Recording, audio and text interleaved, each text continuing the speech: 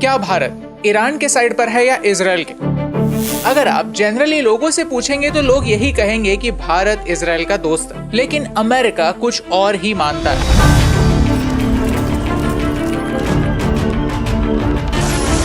America कहता है कि भारत ईरान की इजराइल पर अटैक करने के लिए मदद कर रहा है और तो और रशिया की यूक्रेन पर अटैक करने में भी हेल्प कर रहा है, और इसकी पनिशमेंट भारत को मिलने वाली है इकोनॉमिक सैंक्शंस के जरिए। क्यों? इन ड्रोन्स की वजह से।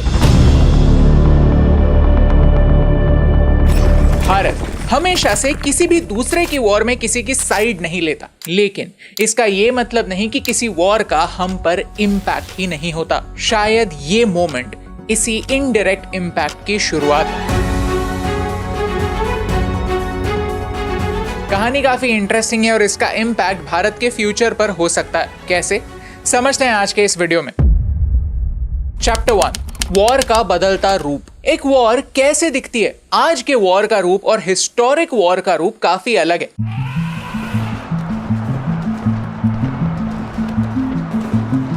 आपने पुरानी मूवीज में देखा होगा कि घोड़ों पर सवार हजारों की सेना एक दूसरे से मैदान में लड़ती थी, या फिर एक बड़ी सेना एक किले को घेर लेती थी, किसी को अंदर आने न देती और किसी को बाहर जाने न देती, घेराबंदी या फिर सीज लगाती ताकि किले के अंदर का राजा सरेंडर कर दे या फिर मैदान में लड़ने के लिए उतरे। पहले वर्ल्ड वॉर में ट्रेंचेस में से वॉर लड़ी जाती थी। इन ट्रेंचेस में सिपाही रुके रहते और एक सेना को आगे एडवांस नहीं होने देते, यानी एक तरह से एक बैरियर बना देते। दूसरे वर्ल्ड वॉर में ब्लिट्जक्रीग स्टाइल काफी फेमस हुई। टैंक्स, एयरक्राफ्ट्स और नेवी को मिलाकर एक फास्ट और कोऑर्डिनेटेड अटैक नाजी जर्मनी अपने एनिमीज पर प्लान करता और उन्हें लैंड, एयर और सी हर तरफ से मजबूर कर देता कि वो अपने हाथ ऊपर करके सरेंडर कर दे।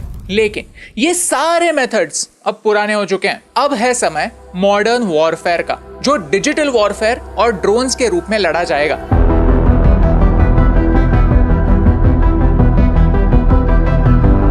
नहीं, हम टर्मिनेटर लेवल तक नहीं पहुंचे हैं, लेकिन ड्रोन्स का इस्तेमाल वॉर में होना काफी कॉमन हो चुका है। ये वीडियो देखिए। यहाँ यूक्रेन पर एक ड्रोन स्ट्राइक होने के बाद यूक्रेन के सिपाही उस रबल में से कुछ ढूंढ रहे हैं। क्या ढूंढ रहे हैं? उन्हें इस मलबे में ऐसा क्या मिल सकता है? उन्हें चाहिए सबूत कि रशियन ड्रोन्स में अमेरिकन चिप्स यूज हो रहे हैं, क्योंकि अगर यूक्रेन ये प्रूव कर पाए कि रशिया को अमेरिकन कंपनी सप्लाई कर रही हैं, तो फिर वो डायरेक्टली अमेरिका को एक्शन लेने के लिए मजबूर कर सकता है। और एक बार अमेरिका इन्वॉल्व हो गया, फिर यूक्रेन एक स्टेप पीछे लेकर अमेरिका और रशिया को वॉर लड़ने दे सकता है। Doctor Marina Myron Kings college London में डिफेंस रिसर्चर हैं। वो कहती हैं कि पहले अगर कोई टारगेट आइडेंटिफाई करना था तो एक्चुअली स्पाइस को भेजकर आइडेंटिफाई करना पड़ता था कि लोकेशन क्या है, लेकिन अब ड्रोन्स के जरिए सिर्फ कुछ ही मिनटों में इंपॉर्टेंट मिलिट्री लोकेशंस आइडेंटिफाई हो सकता है, और तो और वही ड्रोन्स उन्हें डिस्ट्रॉय भी कर सकते हैं। यानी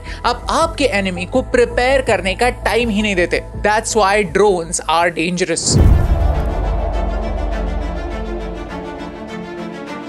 जैसे रशिया ड्रोन्स का इस्तेमाल करता है, वैसे यूक्रेन भी करता है। पिछले साल रशिया पर इन टोटल 190 ड्रोन अटैक्स हुए, जिनके कुछ अटैक्स में रशियन प्लेन्स भी डिस्ट्रॉय हुए। इस वीडियो में सिर्फ एक $400 का ड्रोन $1 मिलियन के टैंक को डिस्ट्रॉय कर रहा है। क्रेमलिन पर यूक्रेन ने किए इस ड्रोन अटैक के बारे में तो आपको पता ही होगा। इस अटैक के थ्रू सीधा पुतिन को टारगेट किया गया था। सोचिए, जैसे हिटलर के बाद कुछ ही हफ्तों में नाजी जर्मनी ने सरेंडर कर दिया था, वैसे ही अगर पुतिन को ही एलिमिनेट किया जाए तो वॉर इमीडिएटली खत्म हो जाएगी। यूक्रेन का यही मानना है और इस ऑब्जेक्टिव में ड्रोन्स काफी इंपॉर्टेंट रोल प्ले कर सकते हैं। ये ड्रोन वॉरफेयर इतना इंपॉर्टेंट है कि ये वीडियो रिकॉर्ड करते समय ही न्यूज आई कि रशिया ने यूक्रेन का एक यूएवी सेंटर डिस्ट्रॉय किया, जिसमें 300 ड्रोन्स डिस्ट्रॉय हो गए। चैप्टर 2, रशिया, ईरान और भारत। ओके, तो एक ड्रोन का वॉर में क्या रोल होता है ये हमने समझा, लेकिन इसमें भारत का क्या कनेक्शन? रशिया ने ईरान से शहीद 136 ड्रोन्स इंपोर्ट किए हैं और यही ड्रोन्स यूक्रेन पर अटैक करने के लिए यूज भी हो रहा है। ये वही ड्रोन्स है जिनकी मदद से इजराइल पर कुछ हफ्तों पहले अटैक हुआ था। लेकिन ईरान यहाँ पर है और रशिया यहाँ पर, बीच में 4000 किलोमीटर की दूरी है। तो ये ड्रोन्स रशिया तक पहुंच कैसे रहे हैं? यह है सहारा थंडर, जो सरफेस लेवल पर तो एक इंपोर्ट एक्सपोर्ट कंपनी दिखती है जो ऑयल, गैस, रिफाइनरीज, पेट्रोकेमिकल्स जैसे प्रोडक्ट्स इंपोर्ट एक्सपोर्ट करती है। लेकिन कुछ ही समय पहले ये एक्सपोज हुआ था कि इसे ईरान का मिलिट्री ऑफ डिफेंस कंट्रोल करता है। ये है ईरान के ड्रोन इंडस्ट्री की सच्चाई। यहाँ आप देख सकते हैं कि कैसे एडवांस ड्रोन्स ईरान बनाता है। ईरान एक ड्रोन सुपर पावर है और इन ड्रोन्स का इस्तेमाल नेशनल सिक्योरिटी के साथ साथ प्रॉफिट कमाने के लिए भी होता है। इस्लामिक रेवोल्यूशनरी गार्ड कोर्स दूसरे देशों को और हमास, हिजबुल्लाह जैसे मिलिटेंट ग्रुप्स को हथियार बेचकर प्रॉफिट कमाता है। इन्हें अमेरिका एक टेररिस्ट ग्रुप मानती है। अमेरिका ये क्लेम करती है कि ईरान से ये ड्रोन्स रशिया तक पहुंचाने में इंडियन ट्रेडिंग और शिपिंग कंपनीज का हाथ है। इन टोटल उन्होंने 1 डजन से ज्यादा कंपनीज पर सैंक्शंस लगाए हैं, जिनमें से 3 कंपनीज इंडियन कंपनीज हैं। लेकिन ये सैंक्शंस होते क्या हैं? सैंक्शंस यानी स्ट्रॉन्ग एक्शन। वेस्टर्न देश दूसरे देशों से वॉर लड़ने के बजाय उन्हें फोर्स करते हैं ताकि वो गिव अप कर दें। उन पर इकोनॉमिक और पॉलिटिकल दबाव लाते हैं। सैंक्शंस पूरे देश पर लागू हो सकते हैं, जैसे रशिया पर हुए हैं, या फिर कुछ कंपनीज, कुछ ग्रुप्स या फिर कुछ इंडिविजुअल्स तक लिमिटेड भी हो सकते हैं। यानी सैंक्शंस पूरे देश पर नहीं लगे हैं, सिर्फ इन 3 कंपनीज पर लगे हैं। वीडियो की शुरुआत में हमने आपको एक सीज का एग्जाम्पल दिया था, याद तो होगा ना? जैसे एक किले को घेर लिया जाता है, यहाँ एक तरह का ब्लैकमेल होता है कि हमारी बात मानो, नहीं तो आपको बाकी की दुनिया से कट ऑफ कर दिया जाएगा। सैंक्शंस भी कुछ ऐसे ही होते हैं। 2022 से अमेरिका हमें सेकेंडरी सैंक्शंस की धमकी बार बार दे रहा है, जिसे हमने इस वीडियो में एक्सप्लेन भी किया है। लेकिन अब पहली बार अमेरिका ने किसी इंडियन कंपनी पर दबाव लाने की भी कोशिश की है। ये एक वॉर टैक्टिक ही है, जिससे हम अच्छे डिप्लोमेसी के वजह से ही अब तक बच पाए हैं, क्योंकि केपेबल लीडर्स भारत का पॉइंट ऑफ व्यू दुनिया के सामने रख सकते हैं। लेकिन क्या वेस्टर्न देशों ने इससे पहले भारत पर कोई भी सैंक्शंस नहीं लगाए थे? चलिए समझते हैं। चैप्टर 3, भारत पर सैंक्शंस। भारत के लिए सैंक्शंस कोई नई बात नहीं है। दूसरे देशों ने हम पर सैंक्शंस लगाए हैं और हमने भी दूसरे देशों पर सैंक्शंस लगाए। आपको सुनकर हैरानी होगी, लेकिन हमने 1946 से लेकर 1993 तक साउथ अफ्रीका पर सैंक्शंस लगाए थे। बेसिकली हम उनसे ट्रेड नहीं करते थे, क्योंकि वहां अपार्थाइड था, यानी रेशियल डिस्क्रिमिनेशन एक ऑर्गेनाइज तरीके से होता था। इसके बारे में डिटेल में जानने के लिए ये वीडियो जरूर देखिए, क्योंकि ये स्टोरी काफी इंटरेस्टिंग है। लेकिन जैसे ही अपार्थाइड खत्म हो गया, भारत ने भी सैंक्शंस हटा दिए। On the other hand, Bharat के न्यूक्लियर प्रोग्राम की वजह से भारत को कई सैंक्शंस फेस करने पड़े हैं। 1945 में अमेरिका ने पहला न्यूक्लियर वेपन बनाया और उसे जापान पर यूज भी किया। उसके बाद पूरी दुनिया में एक न्यूक्लियर रेस शुरू हुई। यूएसएसआर, ब्रिटेन, फ्रांस और चाइना ने भी अपने अपने न्यूक्लियर वेपन्स बनाए। लेकिन उन्हें अचानक डर लगने लगा कि बाकी के देश भी अपने अपने न्यूक्स बनाएंगे और फिर पूरे वर्ल्ड में एक न्यूक्लियर वॉर हो जाएगी। तो उन्होंने 1968 में नॉन प्रोलिफरेशन ट्रीटी साइन की, जिसके थ्रू वो अपनी टेक्नोलॉजी दूसरे देशों को ट्रांसफर नहीं करेंगे।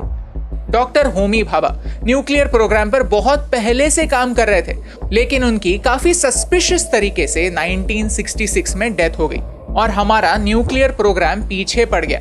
हम एक न्यूक्लियर देश बने जरूर, लेकिन 1974 में ऑपरेशन स्माइलिंग बुद्धा के साथ हमारा न्यूक्लियर प्रोग्राम सिर्फ पीसफुल यूजर्स के लिए था जरूर, लेकिन फिर भी कनाडा और अमेरिका ने हम पर सैंक्शंस लगाए। नॉन प्रोलिफरेशन ट्रीटी के बारे में एक इंटरेस्टिंग बात क्या है पता? इसमें 2 मेन मुद्दे हैं। पहला मुद्दा तो हमने अच्छी तरह से समझ लिया कि कोई भी न्यूक्लियर पावर्ड देश वो टेक्नोलॉजी किसी भी दूसरे देश को ट्रांसफर नहीं करेगा। लेकिन दूसरा मुद्दा ये भी था कि जिन देशों के पास ऑलरेडी न्यूक्लियर वेपन्स हैं, वो अपने न्यूक्लियर वेपन्स कम करने पर फोकस करेंगे। स्लोली सारे वेपन्स खुद ही डिस्ट्रॉय कर देंगे ताकि फ्यूचर में किसी के पास भी न्यूक्लियर वेपन्स ना हो। लेकिन फोकस हमेशा सिर्फ पहली बात पर होता है, दूसरी बात पर नहीं। इसीलिए आज दुनिया के 93% न्यूक्लियर वेपन सिर्फ 2 देशों के पास है, अमेरिका और रशिया, और बाकी के सिर्फ 7% वेपन्स इन 7 देशों के पास। Now how is that fair? In fact जब डोनाल्ड ट्रंप प्रेसिडेंट थे, तब उन्होंने अनाउंस किया था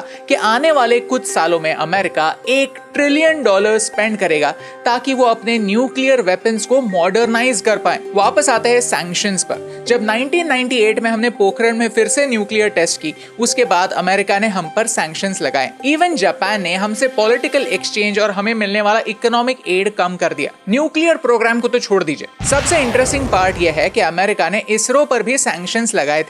1992 में जब रशिया हमें रॉकेट्स की टेक्नोलॉजी ट्रांसफर कर रहा था, तब अमेरिका ने इसरो पर सैंक्शंस लगाए। अगर आपने रॉकेटरी मूवी देखी होगी तो उसमें इस मुद्दे को थोड़ा सा टच किया है। सैंक्शंस के थ्रू कोई भी देश उनकी टेक्नोलॉजी को यूज करने से हमें रोक सकता है। जैसे कारगिल वॉर के दौरान अमेरिका ने हमें उनके जीपीएस टेक्नोलॉजी को यूज करने से रोका था। सोचिए, आज कितनी सारी टेक्नोलॉजी के लिए हम फॉरेन देशों पर निर्भर है। ये कैमरा, ये माइक, ये वीडियो जिस मशीन पर एडिट होगा वो मशीन और उसका सॉफ्टवेयर भी फॉरेन कंपनीज का। यानी किसी भी मोमेंट अगर कोई कॉन्फ्लिक्ट होता है तो फिर सैंक्शन एक ऐसा हथियार है जो बस एक बटन दूर होता है। इसीलिए आने वाले समय में हमें हमारी खुद की इंडिजिनस टेक्नोलॉजी डेवलप करनी होगी। जैसे इसरो ने नाविक बनाया जो हमारा खुद का जीपीएस अल्टरनेटिव है। And at the same time हमें सब देशों से अच्छे रिलेशंस बरकरार भी रखने हैं। चैप्टर 4 सैंक्शंस का इम्पैक्ट। नाउ इतनी सारी बातें समझने के बाद आप ही सोचिए कि अमेरिका का 3 इंडियन कंपनीज पर सैंक्शन लगाने से हमें क्या फर्क पड़ता। इन कंपनीज के नाम शायद आपने और हमने सुने भी नहीं होंगे। अगर बात इतनी छोटी सी है तो इस पर इतना लंबा वीडियो क्यों? फर्क इसलिए पड़ता है क्योंकि ये एक वार्निंग शॉट है। इस मैप को देखिए, ईरान, रशिया और भारत कई सालों से ट्रेड पार्टनर्स हैं और फिलहाल जो रूट हम ट्रेड के लिए लेते हैं वो कुछ ऐसा दिखता है। इस रूट को कंप्लीट करने के लिए 40 से 60 दिन लगते हैं, लेकिन हम 3 देश 2002 से एक नए ट्रांसपोर्ट कॉरिडोर पर काम कर रहे हैं, जिससे ट्रांजिट टाइम 25 से 30 दिन तक नीचे आ जाएगा और कॉस्ट भी 30% कम होगी। और इस रूट की खासियत यह है कि ये रूट यूरोप से होकर नहीं गुजरता। मतलब क्या है? मतलब यही है कि ये पूरा रूट वेस्टर्न सैंक्शन से मीलों दूर होगा। ये डेवलपमेंट्स वेस्ट तोड़ना चाहता है, भारत को एक साइड लेने के लिए मजबूर करना चाहता है, फिर वो कोई भी साइड क्यों ना हो। दुनिया में एक के बाद एक जैसे इवेंट्स हो रहे हैं।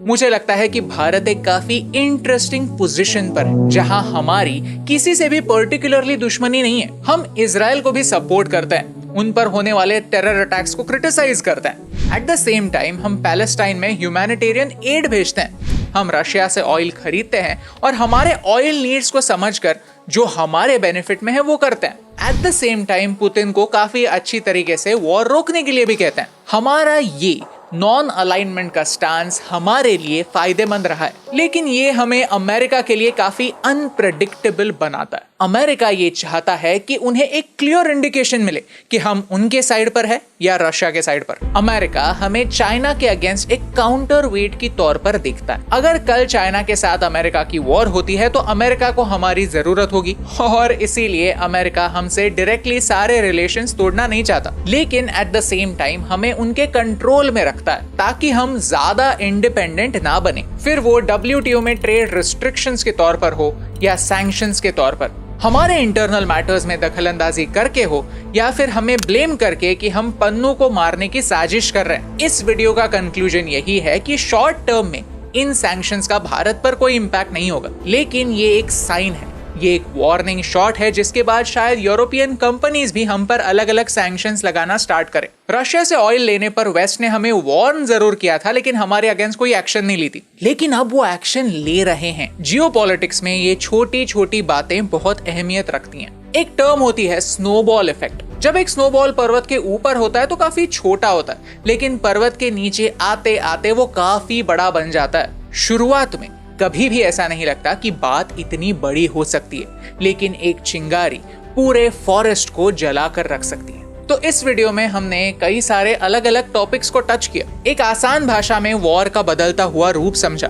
नॉन प्रोलिफरेशन ट्रीटी के बारे में समझा और ये भी समझा कि इकोनॉमिक सैंक्शंस का हम पर कैसे इम्पैक्ट हो सकता है। अगर आपको इस वीडियो से कुछ इंटरेस्टिंग सीखने मिला तो चैनल को सब्सक्राइब या फॉलो करना ना भूलिए, क्योंकि as we always say in geopolitics there are no permanent friends, only temporary interests. और यही इंपॉर्टेंट बात आप तक पहुंचाने से मुझे फर्क पड़ता है।